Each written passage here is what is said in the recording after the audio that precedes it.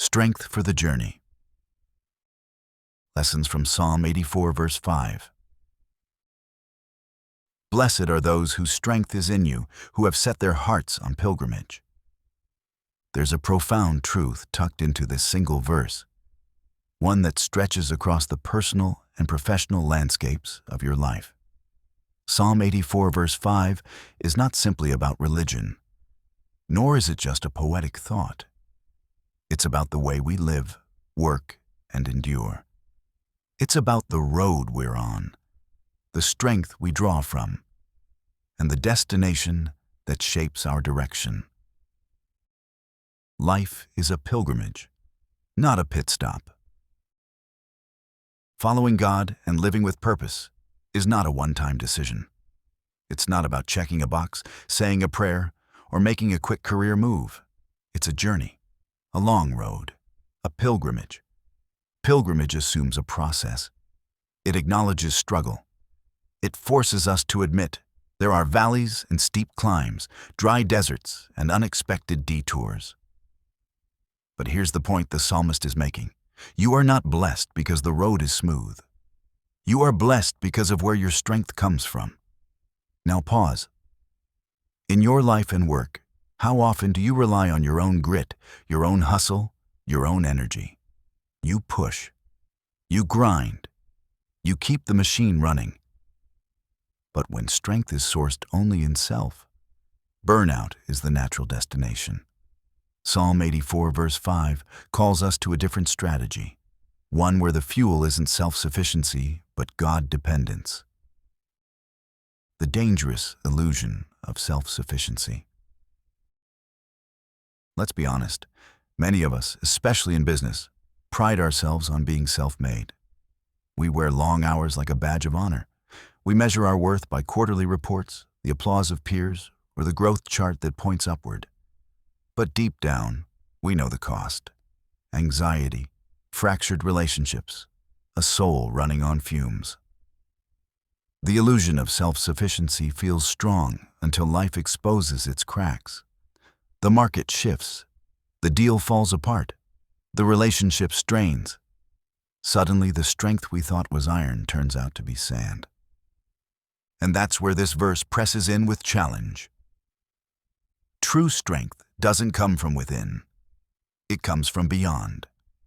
To build your life or career on self-reliance alone is like hiking a mountain with an empty canteen. You might make it part way, but eventually thirst will stop you cold. A heart set on pilgrimage. Notice the second half of the verse, who have set their hearts on pilgrimage. That phrase is everything. It means direction. It means focus. It means intentionality. In business terms, it's the difference between activity and alignment. Anyone can stay busy. Not everyone is headed somewhere meaningful. A heart set on pilgrimage is a heart that knows this world is not the final destination. In your career, that means chasing more than titles or paychecks. In life, that means seeking more than comfort or applause. It's pressing towards someone greater, not just something bigger. Here's the insight. When your heart is set on pilgrimage, setbacks don't derail you. They shape you. Challenges don't define you. They refine you.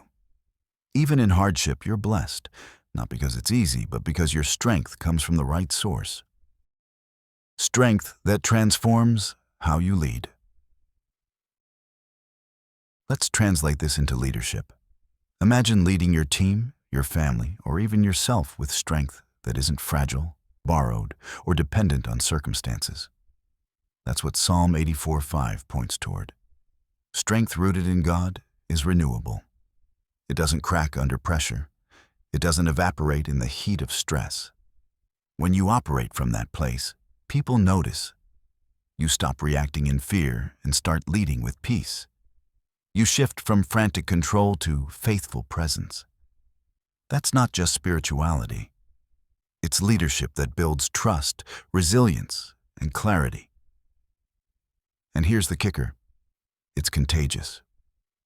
When your people see you drawing from a deeper well, they begin to look for the same source in their own lives. Blessing in the middle, not just at the end.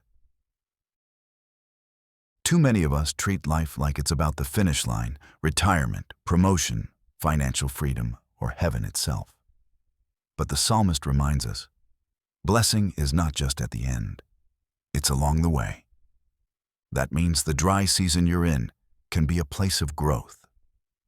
The steep climb you're facing can become the muscle-building moment your character needs. The detour that frustrates you may be the very thing that redirects you toward purpose. Don't wait for the end to call yourself blessed. See the blessing now. Time to take action. So here's the challenge, both personal and professional. Stop measuring your strength by how much you can do on your own. Stop defining success by how smooth the road feels. Instead, anchor yourself in God's strength and set your heart on the right pilgrimage. Spiritually, shift from striving to abiding. Make God the source of your energy, not your afterthought. Relationally, walk the road with others. Pilgrims traveled in groups for a reason. You're not meant to go alone. Professionally, reframe your work as part of the journey. Ask not just, what am I building? But, who am I becoming along the way? One final sentence to leave ringing in your heart. Your greatest blessing is not that the road is easy, but that God is your strength every step of the way.